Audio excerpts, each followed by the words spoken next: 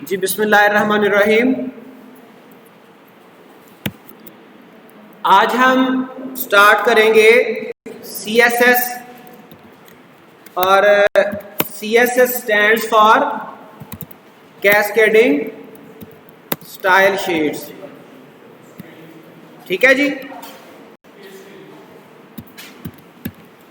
Cascading कह लें।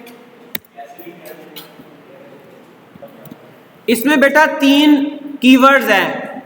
एक है cascading style sheet. Style sheet तो आपको पता है ये ऐसी हमारी लैंग्वेज होगी जिससे हम स्टाइल्स बनाएंगे, अपने डिफरेंट जो कंटेंट्स हैं उनमें स्टाइल हम उस पर अप्लाई करेंगे इसके ज़रिए से। अब कैस्केडिंग एक इम्पॉर्टेंट कॉन्सेप्ट है, तो इससे क्या मुराद है वो मैं आपको बता देता हूँ। किसी को है आइडिया अगर वो खुद से वॉलंटरीली बताना चाहे? बिल्कुल सिंपल एग्जांपल से मैं आपको बताता हूँ कि किसी भी घर में, किसी भी बिल्डिंग में, किसी भी एरिया में इलेक्ट्रिक बोर्ड लगे होते हैं। उस बोर्ड के ऊपर कई एक बटन्स अवेलेबल होंगे जिनको हम, उन बटन्स को, स्विचेस को हम ऑन ऑफ कर देते हैं। ऐसा ही है ना? एक बटन हम ऑन करेंगे तो कोई एक इलेक्ट्रिक जो अप्लायंसेस है, कोई एक चीज, फैन, कोई लाइट ऑन हो जाएगी, ऑफ करेंगे तो ऑफ हो जाएगी। उस सारी बिल्डिंग में एक मेन ऑन ऑफ का बटन भी कहीं पे होगा, मेन कंट्रोलर भी होगा। अगर हम वहां से उसको ऑन कर दें या वहां से ऑफ कर दें तो जितने हमारे इंस्ट्रूमेंट्स या अप्लायंसेस चल रही होंगी वो सारे के सारे ऑफ हो जाएंगे। ठीक है, तो हमने एक मेन एरिया से उसको कंट्रोल कर लिया। एक तो उसकी एग्जांपल ये है। और उसके अलावा अगर थोड़ा सा आप टेक्निकली समझना चाहें तो आप कंप्यूटर्स पे, मोबाइल फोन्स में थीम अप्लाई करते हैं। डिफरेंट थीम होते हैं। अब जब आप थीम बदलते हैं, थीम चेंज करते हैं, तो आप जब थीम चेंज करके नया सिलेक्ट करेंगे, अप्लाई करेंगे, तो आपके पूरे फोन की, पूरे आपके जो सिस्टम है, लैपटॉप है, आपका डेस्कटॉप है, उसकी सारी अपीयरेंस चेंज हो जाती है।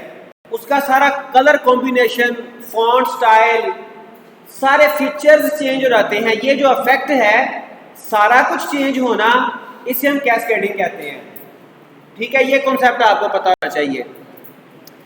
अब CSS कैस्केडिंग स्टाइल शीट हमें ये पावर प्रोवाइड करती है कि हम एक जगह से अपनी सारी वेबसाइट को इस तरह से चेंज कर दें जिस तरह से मोबाइल फोन में या कंप्यूटर्स पे थीम हम अप्लाई करते हैं, थीम चेंज करते हैं।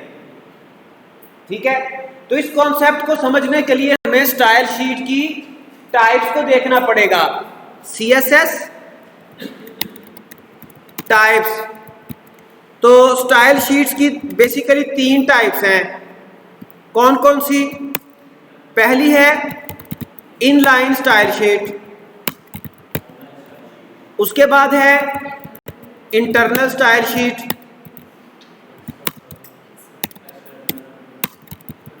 उसके बाद है एक्सटर्नल स्टाइल शीट।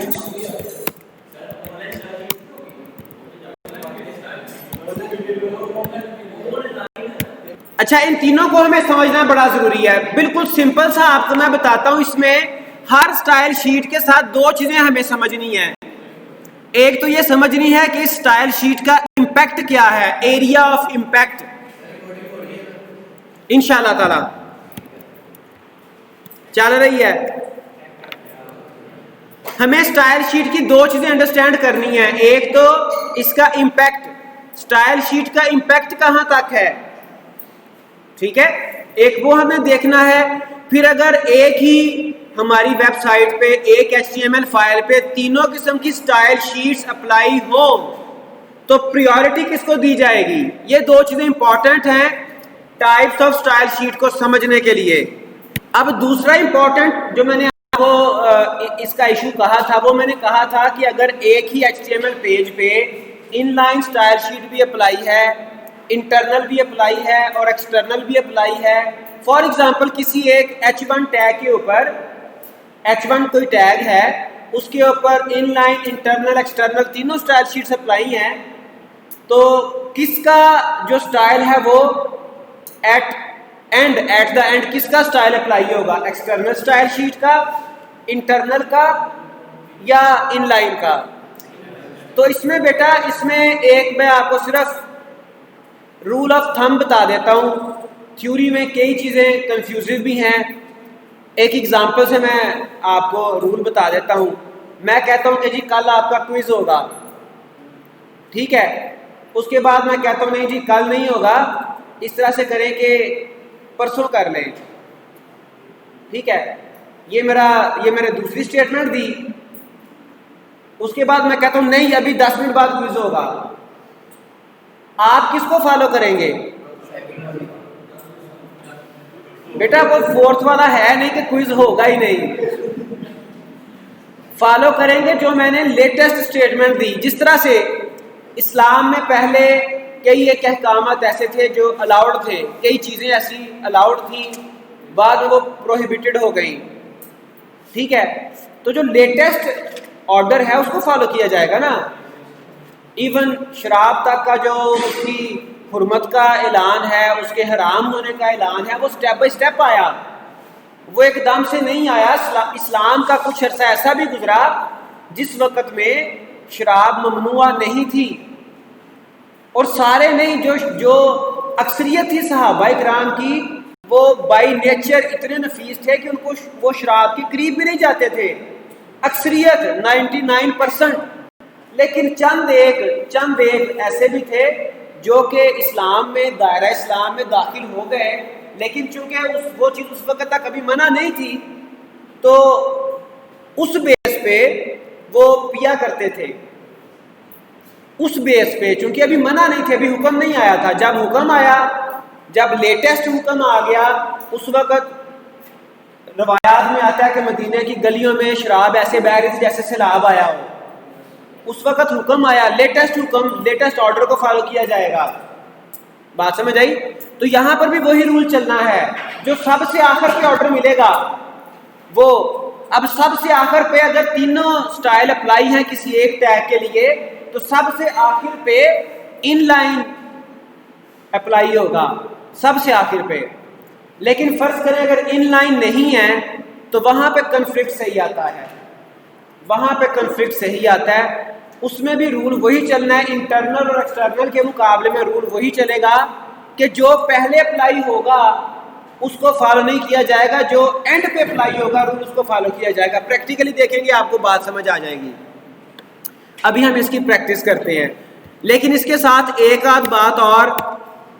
जब हम HTML के लैंग्वेज में हम कुछ स्टाइल करते थे बाय यूजिंग जस्ट HTML, उस वक्त मैंने आपको बताया था कि लेस देन के साइन के बाद जो पहला कीवर्ड आता है वो टैग का नाम है। उसके बाद जो कीवर्ड आएगा वो उसकी प्रॉपर्टी होगी, ठीक है। उसके बाद इक्वल का साइन, डबल कोट्स में इसकी वैल्यू आएगी, ठीक है। तो ये तरीका था HTML में। अब यहां पर क्या मेथड होगा पहले वो देख लें। जो इनलाइन स्टाइल शीट है, इनलाइन, उसमें क्या तरीका होगा।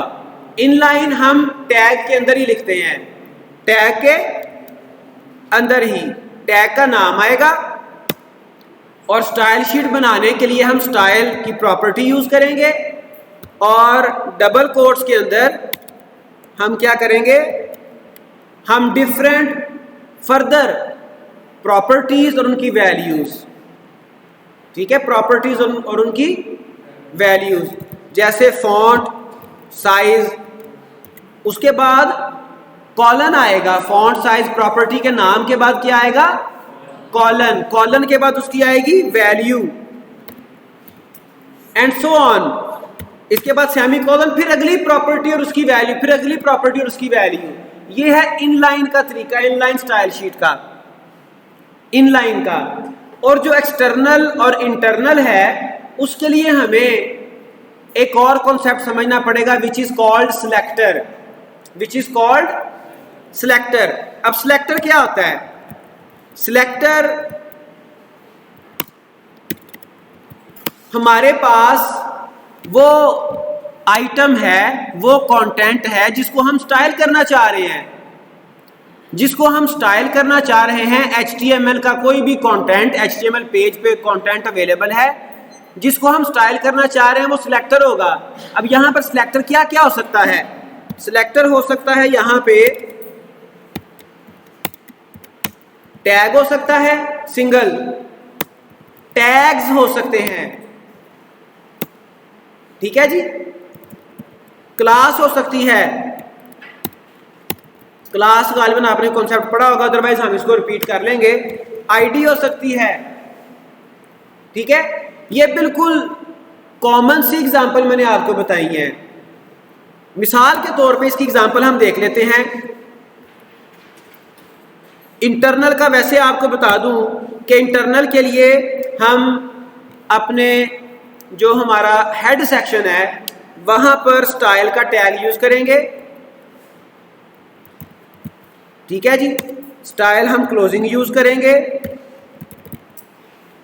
और इसके दरमियान हम सिलेक्टर लिखेंगे। सिलेक्टर फॉर एग्जांपल P आ गया, अगर सिंगल है तो P, अगर कंबाइन कर रहे हैं तो H2, ठीक है। उसके बाद हमने पेयर ऑफ करली ब्रेसेस के दरमियान वही प्रॉपर्टी का नाम, फॉन्ट साइज या कोई भी प्रॉपर्टी 20px, इस तरह से हम इसको स्टाइल करेंगे। मैं ये इसके साथ ये नंबरिंग फिनिश कर देता हूं ताकि आपको अंडरस्टैंड करने में आसानी रहे, ठीक है जी। कुछ ये इसका तरीकाकार होगा, अदरवाइज हम अभी प्रैक्टिकल करते हैं, प्रैक्टिस करते हैं, फिर आपको मजीद क्लियर हो जाएंगी बातें। अब यहां पर देखें, ये जो P, H2 है, ये हमने सिलेक्टर चूज किए हैं। ये जो फॉन्ट साइज है ये किस किस पे अप्लाई होगा? पैराग्राफ पे और हेड 2 पे, हेडिंग 2 पे। इसके अलावा क्लासेस हो सकती हैं, क्लासेस का कॉन्सेप्ट मैं प्रैक्टिकली ही आपको बताता हूँ। आईडीज हो सकते हैं, वो भी प्रैक्टिकली आपको बताऊंगा। तो ये तो इंटरनल स्टाइल शीट हो गई। और जो एक्सटर्नल स्टाइल शीट है वो बेटा एक सेपरेट फाइल बनाई जाती है। एक्सटर्नल स्टाइल शीट क्या होती है? सेपरेट फाइल होती है। उसकी एक्सटेंशन क्या होगी? विद एक्सटेंशन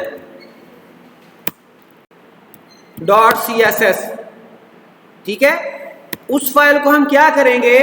हम उस फाइल को लिंक करेंगे, लिंक विद HTML, और उसमें फिर यही स्टाइल चलेगा, यही वाला उस फाइल के अंदर, यहां से लेके यूं कह लें कि ये उसका तरीका है।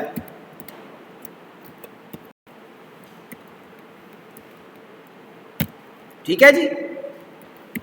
उस फाइल को स्टाइल करने का फिर ये मेथड।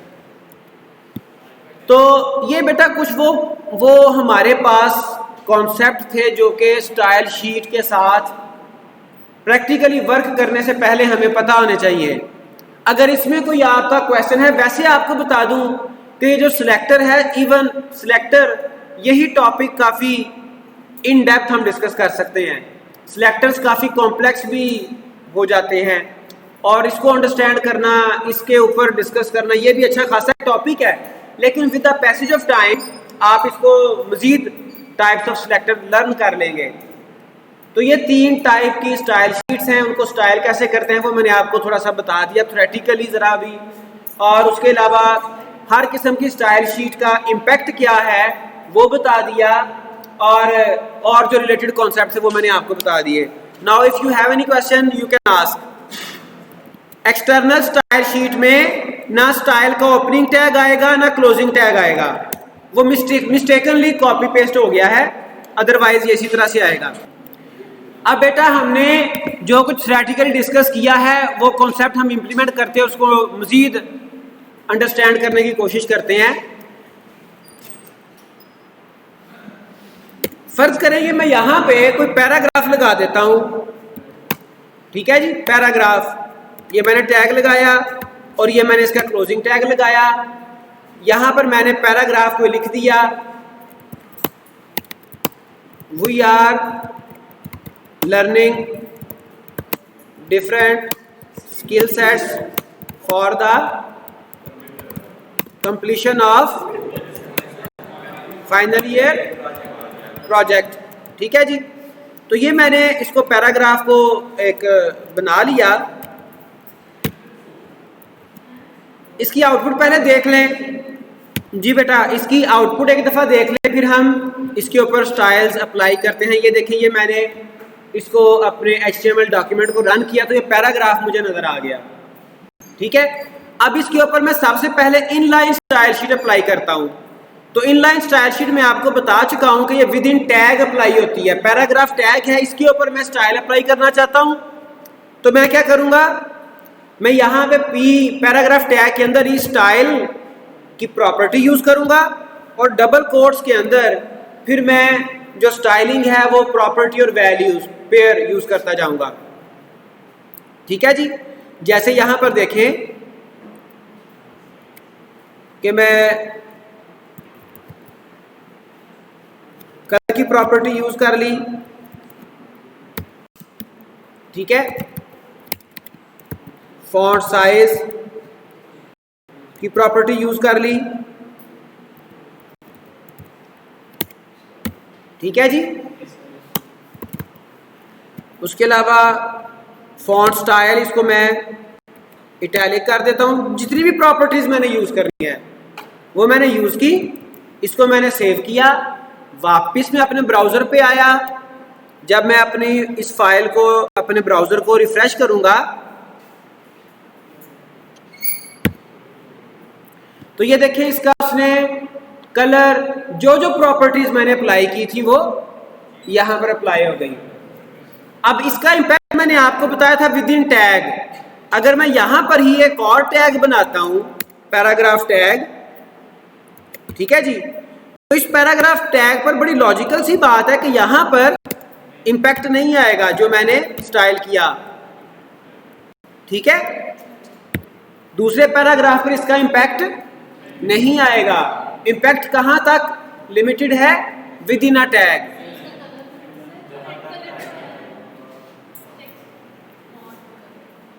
तो बेटा फॉन्ट कलर रेड आ तो गया।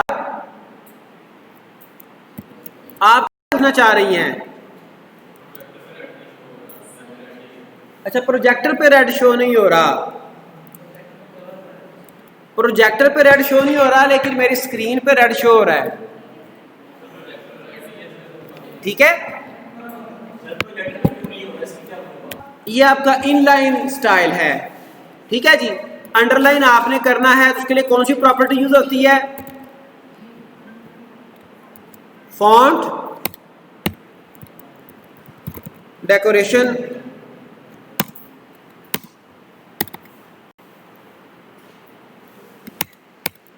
सॉरी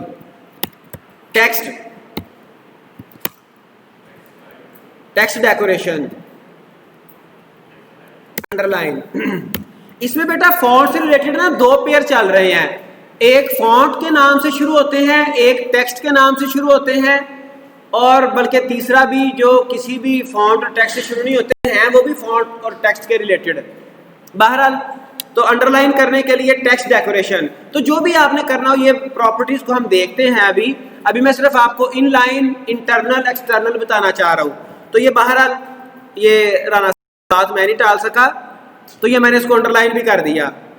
ठीक है जी, अब हम देखते हैं इंटरनल स्टाइल शीट। तो जो इंटरनल स्टाइल शीट है वो मैंने आपको बताया कि आप हेड सेक्शन में बनाते हैं। ठीक है, उसके लिए स्टाइल का टैग यूज किया जाता है।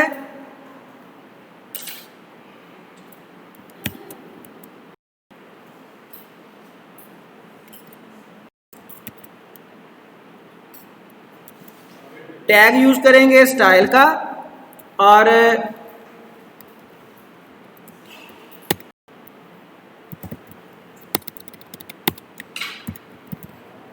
स्टाइल का टैग यूज करेंगे और इसका क्लोजिंग भी होगा।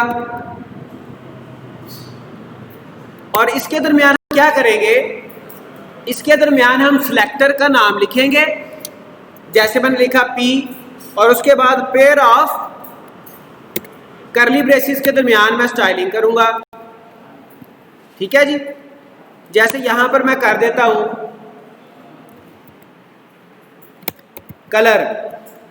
कलर मैंने क्या कर दिया, कलर चलना नहीं है, चलो मैं कर देता हूँ ब्लू, और टेक्स्ट डेकोरेशन में कर देता हूँ ओवरलाइन। ठीक है जी, बॉर्डर कर देता हूँ। बॉर्डर के साथ बॉर्डर स्टाइल करना पड़ेगा, पहले बॉर्डर स्टाइल करना पड़ेगा जो भी आपने करना है, फिर बॉर्डर की विड्थ करनी पड़ेगी। ठीक है जी,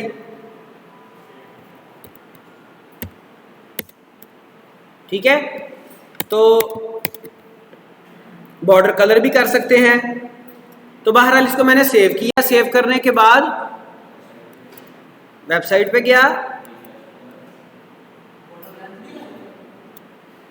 गया, रटा लगाया हुआ आपने, वेबसाइट पे गए, रिफ्रेश किया तो ये देखें इसके ऊपर बॉर्डर्स अप्लाई हो गए। ठीक है, जो जो मैंने स्टाइल्स किए थे। लेकिन जहां पर कन्फ्लिक्ट आ रहा है उसको जरा आप उसको केयरफुली देखें। टेक्स्ट डेकोरेशन मैंने इंटरनल स्टाइल शीट में भी अप्लाई की थी। टेक्स्ट डेकोरेशन मैंने इनलाइन स्टाइल शीट में भी अप्लाई की थी, और जो इंटरनल में मैंने उसकी वैल्यू दी थी वो क्या थी? ओवरलाइन। चलो उसको मैं चेंज करता हूं, फिर आपको क्लियरली इफेक्ट का पता चलेगा। स्टाइल में मैं इसको ओवरलाइन की बजाय लाइन थ्रो कर देता हूं, जिसे आप सादा सी जुबान में सेंटर लाइन कह सकते हैं। दरमियान से इसको टेक्स्ट को कट कर दिया उसने। ठीक है, लाइन थ्रो। अब इसमें देखिए मैं पहला तरफ टैग को स्टाइल दे रहा हूं, वो क्या है जी? वो टेक्स्ट डेकोरेशन लाइन थ्रो में का मैं स्टाइल दे रहा हूं। लेकिन एक के ऊपर लाइन थ्रो अप्लाई हो रहा है, दूसरे पे क्यों नहीं अप्लाई हुआ? क्योंकि उसके इनलाइन टैग में मैंने टेक्स्ट डेकोरेशन रिपीट किया हुआ है, और लेटर ऑर्डर, बाद वाला ऑर्डर इनलाइन का होगा। तो इनलाइन को उसने, इनलाइन के स्टाइल को उसने फॉलो किया और टेक्स्ट डेकोरेशन अंडरलाइन कर दी। ठीक है, जहां पर कॉन्फ्लिक्ट नहीं है वहां पर बॉर्डर अप्लाई कर दिए, बॉर्डर अप्लाई हो गए, और कोई स्टाइल हो गए वो भी अप्लाई हो जाने थे। जहां पर कॉन्फ्लिक्ट आया वहां पर ब्राउजर ने खुद डिसाइड किया कि सबसे आखिर वाला ऑर्डर कौन सा है। बात समझ आ गई? तो ये थी इंटरनल स्टाइल शीट। अब हम बात करते हैं एक्सटर्नल स्टाइल शीट की। तो एक्सटर्नल स्टाइल शीट, जैसा कि मैंने आपको बताया, वो एक फाइल ही नहीं होती है, फाइल नहीं होती है, और उस फाइल की एक्सटेंशन क्या होती है? .css। तो मैं यहाँ पे नई फाइल ओपन कर लेता हूँ, और उस फाइल की टाइप क्या है? CSS है। ठीक है, इसको मैं सेव कर लेता हूँ। इस फाइल को कोई भी मैं नाम दे देता हूँ,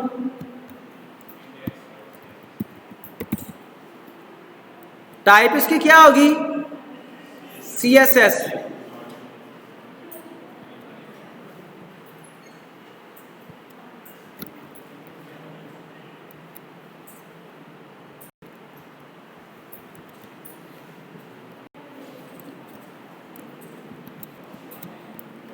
.css एक्सटेंशन के साथ फाइल मेरी हो गई सेव। अब मैंने इसके ऊपर कुछ स्टाइल अप्लाई करने हैं। ये एक्सटर्नल है। इसके ऊपर स्टाइल अप्लाई करने का तरीका वही है, सिलेक्टर डिसाइड करें जो भी आपने करने हैं। ठीक है, अब H1 हालांकि मेरे HTML डॉक्यूमेंट में नहीं है, वो हम लगा लेते हैं अभी। ठीक है, इसके ऊपर मैं क्या क्या स्टाइल अप्लाई करना चाहता हूं, मैं इसके ऊपर कर देता हूं फॉन्ट वेट। फॉन्ट वेट क्या जी? फॉन्ट वेट आप बोल्ड कर देंगे। ठीक है, टेक्स्ट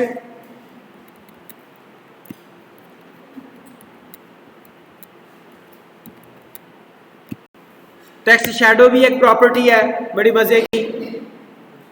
ठीक है,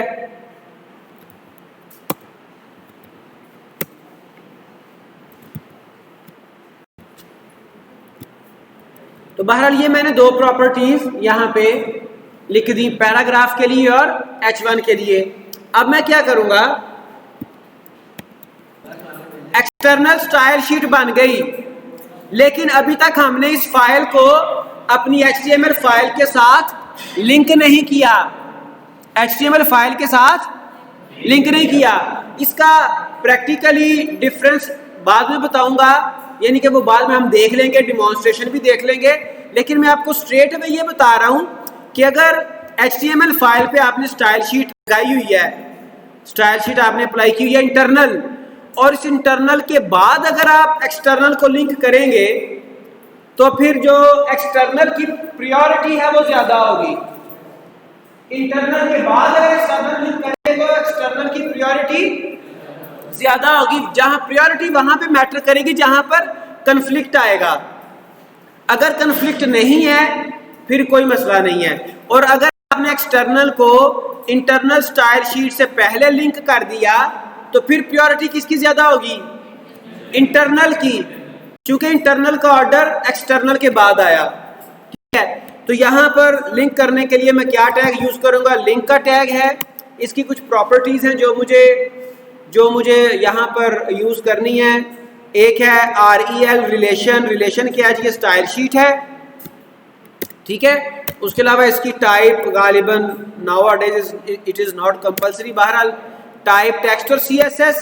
और तीसरी जो प्रॉपर्टी है वो हम इसका href देते हैं। कहां पर पड़ी हुई है फाइल, वो हम आप उसका एड्रेस दे देंगे। अगर सेम फोल्डर है तो सिर्फ उसका नाम देना है, अगर कोई और फोल्डर है फिर मुकम्मल एड्रेस देना पड़ेगा। तो ये फाइल क्या है? यही इसका नाम था। अब ये मैंने लिंक कर दी, ठीक है जी। एक्सटर्नल स्टाइल मैंने लिंक कर दी। लिंक करने के लिए टैग का नाम आ रहा है लिंक। प्रॉपर्टीज मैंने 3 यूज कर ली हैं, एक रिलेशन, एक टाइप और एक href हाइपर रेफरेंस, कि वो कहां पर पड़ा है लिंक आपका, आपकी फाइल कहां पर है। जब मैं इसको सेव करूंगा और वापस अपने ब्राउजर पे जाके मैं इसको रिफ्रेश करूंगा ब्राउजर को, तो आप देख सकते हैं, देखेंगे अभी कि वो उसका शैडो भी अप्लाई हो गया और उसके अलावा उसका जो मैंने उसको बोल्ड किया था वो भी अप्लाई हो गया। ठीक है जी।